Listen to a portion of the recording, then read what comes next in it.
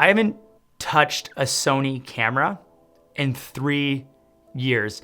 Primarily, I had a partnership with Lumix for a while, and then I had sold all my Sony gear for personal reasons. And so this was the first time at this A1 Mark II launch event that I had actually held a Sony camera in my hands. And I have some thoughts about it after being away from the brand for so long. But let's talk about like the key things that we should know about the lens launch and the camera launch. So Sony A1 Mark II, 8K 422 color, we got 50 megapixels, we got 8.5 stops of in-body stabilization. We also have a flippy screen, like fully articulating screen. And I think for me, those were really just the key things that I found interesting about this camera. But I do want to note that I actually used to own the original first edition of the A1, and I sold that camera after using it for 8 months, primarily because, and it's gonna sound so funny, but it didn't have a flippy screen. And so for me, not being able to see myself as somebody who is a vlogger, a storyteller that speaks to camera, that needs to be able to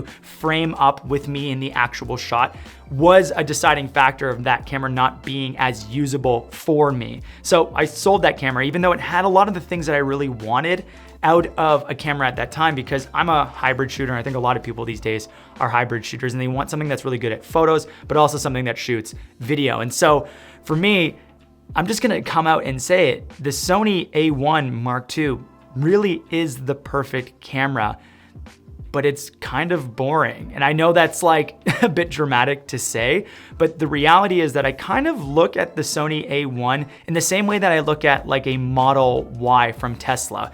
It just does everything really, really well, but it kind of like lacks personality. And what I'm saying there is that the actual camera is so scientifically perfect, and it almost doesn't have flaws, to the point where you're like, well, there is no specific artistic touch of this camera on my work. And I think for a lot of people, they look for that when they're purchasing an item. They're going, oh, this camera is really good at color manipulation or film emulation. I'm gonna go and pick that camera, although it doesn't do everything else that I want it to do. And so you buy all of these like micro niche pieces of equipment in order to have an expression or have that very expensive paintbrush leave a mark on your work.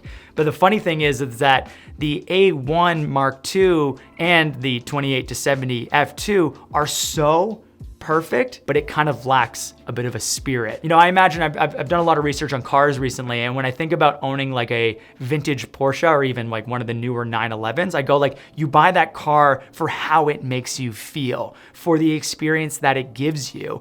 And you don't buy it because it can do everything well. You buy it because it does one thing very, very well. This lens, the 28-70 F2, is going to set a new standard for the industry. That's what Sony is doing as a brand, is they're constantly pushing all of the other brands to step up to the plate, to be like, make a camera like this.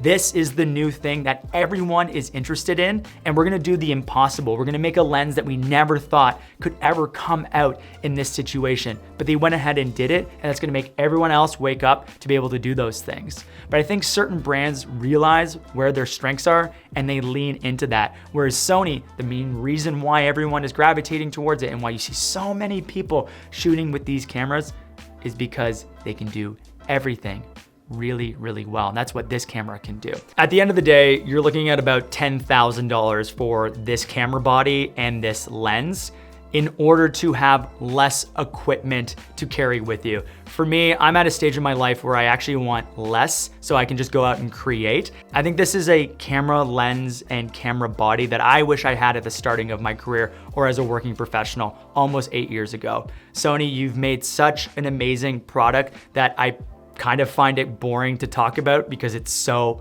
perfect, but there's a reason this camera exists. It doesn't leave an imprint on your work. It just allows you to do the work to the best of your ability. And if you're somebody that wants an expensive paintbrush, you can go and buy all the other equipment. But if you want less and you just want something that's gonna do the job, that's built well, that makes you wanna use it, that doesn't die and has great optical quality, well, you just saw it in this video. And on that note, great job, Sony. You built an amazing camera and lens. We'll catch you in the next one. Bye.